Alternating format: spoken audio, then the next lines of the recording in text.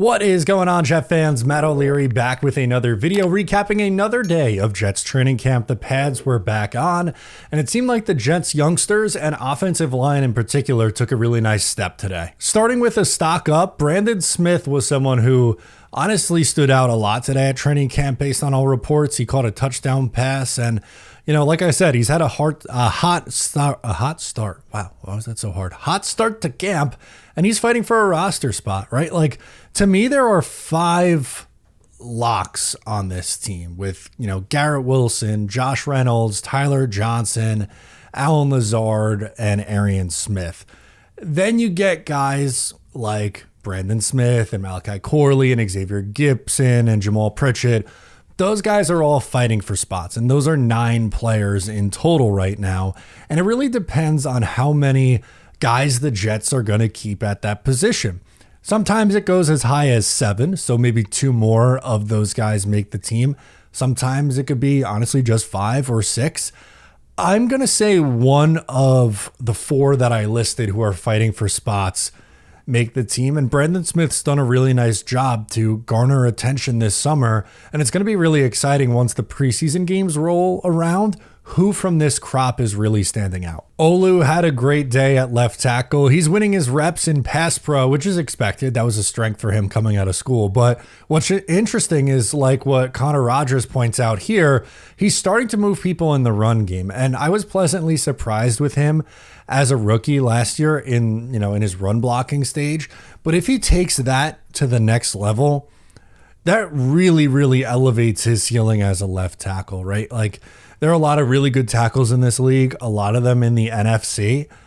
But looking around the AFC, he can be one of the better left tackles in this conference. And the potential's there, and just seeing him kind of take that step into year 2 and put good practice after good practice and start stacking performances heading into the season, really, really exciting stuff. It's not just Olu, though. The right side of the line, according to reports, very good day, especially AVT and Membu out in space, really moving people, which I think just projection, clearly, right? Looking at these guys, watching the film, watching the games of Elijah Vera Tucker and Armand Membu at Missouri, their bread and butter is getting out in space with their athleticism and just mauling people.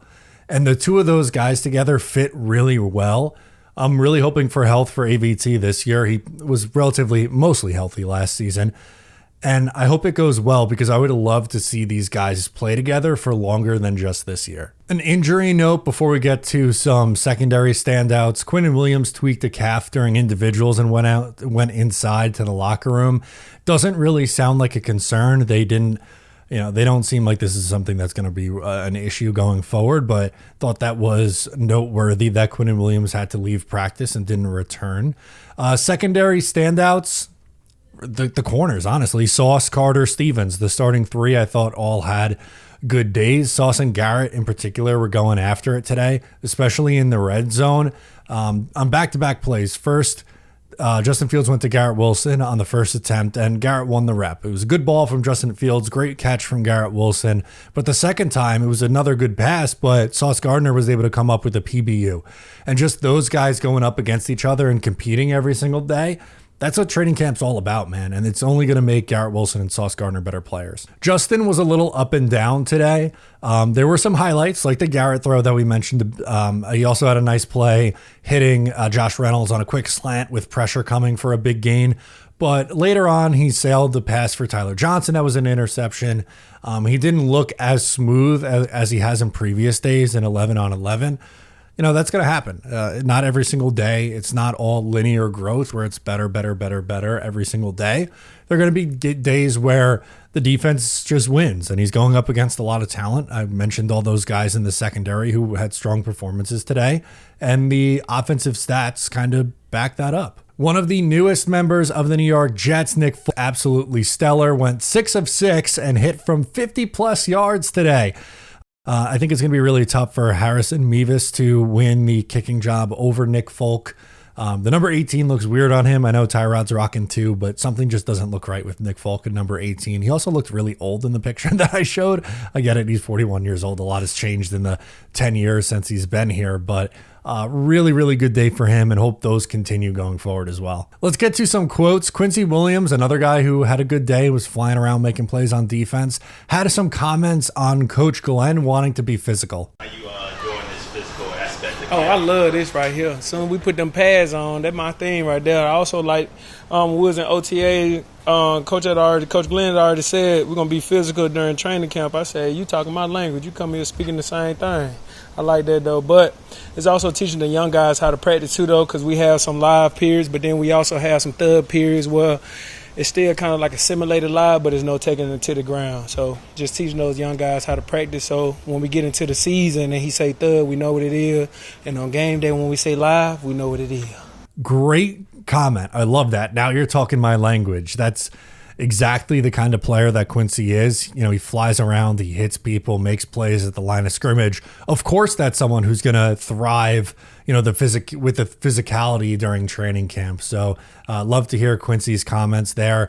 The coordinators also spoke today. So I have a quote from each one. Here's Tanner Engstrand on Justin Fields. Yeah, I think Justin's done a really nice job a week into camp. He's absorbing and digesting all the information. You know, as we get through it a second time, we had it in OTAs, and now we have it a second time. He's doing a really nice job mentally, and you're seeing, you know, some of the product on the field where we're making some plays, but then we're not making some plays. But that's going to happen in training camp as we're going through the installation. So, but he's had a nice camp so far. Sounds like the OC is pretty satisfied where Justin Fields is right now. Again, just excited to continue to watch him and the rest of this offense during training camp. Like I stated, it's not all going to be linear growth from him. And I'm curious to see what he looks like in game situations, like how much he plays in the preseason, but also when we get to the joint practice, which I'll be there. Green Bean, Dom C, Ryan, all four of us are going. I'm excited to see what it looks like going up against a different opponent and a strong defensive line that the Giants have. Steve Wilks talked about the identity of the defense and specifically the corners. The guy's physical. I know there's always questions about his tackling, but he's a physical corner. I like the way he show up on the perimeter in the screen game. We know what he can do from a press man standpoint. But the identity of our defense is how our corners support and tackle. The line, corner, support, and tackle as part of the identity of this defense stood out to me. It was an issue for their corner and secondary room a year ago. Like Sauce Gardner obviously got a brunt of it, but Tony Adams certainly wasn't his strength. And there were other guys who, you know, maybe had some effort concerns when it came to tackling, but I love, and I've mentioned this too, that Aaron Glenn and Steve Wilks and the whole team, they've been really putting an emphasis on tackling and the physicality.